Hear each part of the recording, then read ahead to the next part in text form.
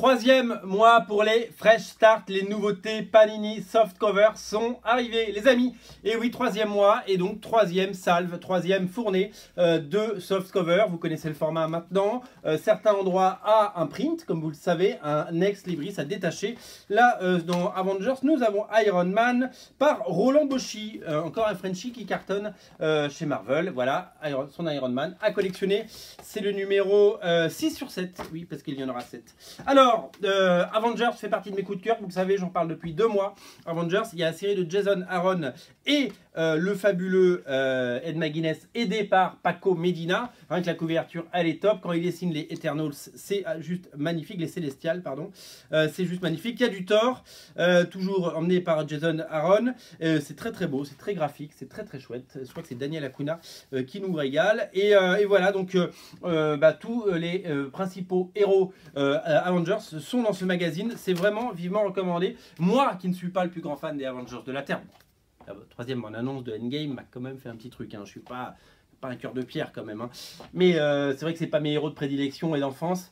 Mais j'adore cette série et je vous la recommande. Et je pense que vous n'êtes pas déçus en la lisant. Alors, toujours le numéro 3, c'est Deadpool, version Scotty Young. Scotty Young ne dessine pas, il scénarise. C'est Nick Klein. Et c'est très très beau Nick Klein. Et c'est toujours aussi délirant. La couverture, c'est un hommage, vous l'avez compris, à Moebius avec le Silver Surfer et Galactus. Voilà. Et donc, si vous aimez l'univers, la fantaisie et l'humour de Scotty Young, vous allez adorer. Deadpool, voilà. Spider-Man, c'est mon deuxième coup de cœur absolu. Spider-Man avec la série de Ryan Otley et Nick Spencer au scénario, bien entendu. Ryan Otley, dessinateur anciennement de la série Invincible, qui est sorti chez Delcourt et qui a fait plus d'une centaine de numéros. J'adore son Spider-Man. C'est aussi frais que ça veut l'être. C'est-à-dire qu'ils ont voulu faire un Spider-Man très frais, retour aux sources, back to basic, Mary Jane, la galère, les plans foireux, les machins, de l'humour, de l'action, des couleurs. Et ben ils ont réussi. Voilà, mission accomplie. J'adore cette série. Ça, c'est recommandé. X-Men, toujours fresh start avec les derniers épisodes, vous le savez, de X-Men Blue et X-Men Red. Il y a X-Men Red, bien sûr. Mais il y a X-Men Blue et X-Men Gold, les derniers épisodes, avec l'annual qui était sorti, couverture de Travis Charest, qui nous explique comment Jinjin a retrouvé les X-Men, parce qu'elle était revenue, vous le savez, dans la Résurrection du Phénix, c'est sorti en deluxe, et d'un coup, il y a eu X-Men Red. Que s'est-il passé entre les deux? Vous le saurez en lisant ça. Nous avons droit cette semaine à un Avengers Extra, si je ne m'abuse, numéro 5. C'est bien une nouveauté. Je ne me trompe pas, je ne me suis pas trompé dans la pile. Avec, bien entendu, World War Hulk et les épisodes, je crois que c'est les épisodes de Champions, non? Ou c'est que du Hulk? Voilà, à découvrir, bien entendu, dans la catégorie World War. Voilà, c'est la deuxième partie de la nouvelle saga World War Hulk, que je n'ai pas du tout lu. Autant je peux vous conseiller les trucs que j'ai lus et que j'ai bien aimé. Là, pour moi, c'est du... c'est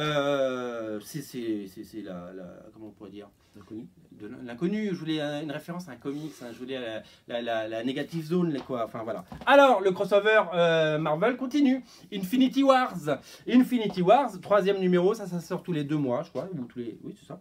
Et troisième numéro avec bien entendu toujours les épisodes consacrés à Warlock et toujours le prélude en attendant la saga principale qui ne devrait plus trop tarder. Black Widow et de la partie Adam Warlock. Alors, moi je voulais vous dire un truc. Adam Warlock, il est dans Infinity War. Adam Warlock, il y a une intégrale qui sort le mois prochain chez Panini.